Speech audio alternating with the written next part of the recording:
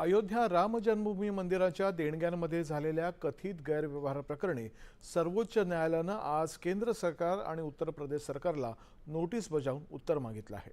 मंदिरांच्या देणग्यांच्या कथित गैरव्यवहाराची सीबीआयद्वारे चौकशी करण्याची मागणी करणाऱ्या याचिकांवरती न्यायालयानं केंद्र सरकार, उत्तर प्रदेश सरकारसह श्रीराम जन्मभूमी तीर्थक्षेत्र न्यासालाही नोटीस बजावली आहे।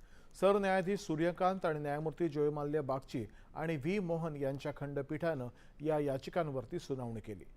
देणगीमध्ये झालेल्या कथित गैरव्यवहार सर्वोच्च न्यायालयामध्ये दाखल करण्यात आलेल्या विविध याचिकांवरती झालेल्या सुनावणी दरम्यान न्यायालयानं हे निर्देश दिले आहेत। या प्रकरणी स्थापन करण्यात आलेल्या विशेष तपास पथकाच्या सद्यस्थितीची माहिती उत्तर प्रदेश सरकारनं द्यावी असंही न्यायालयानं म्हटलं आहे।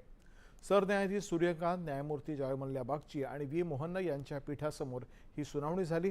या संपूर्ण गैरव्यवहाराची चौकशी न्यायालयाच्या देखरेखीखाली व्हावी अशी मागणीही या याचिकांमध्ये करण्यात आली आहे। दरम्यान या प्रकरणी एसआयटीच्या आतापर्यंतच्या तपासामध्ये रोख रकमेच्या मोजणीमध्ये गंभीर त्रुटी राहिल्याचं निष्पन्न झालंय।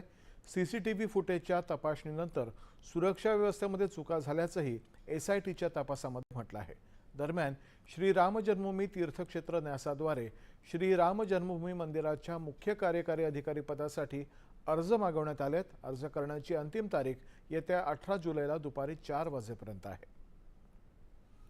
नागरिकत्व निश्चित करण्याची किंवा एखाद्या व्यक्तीला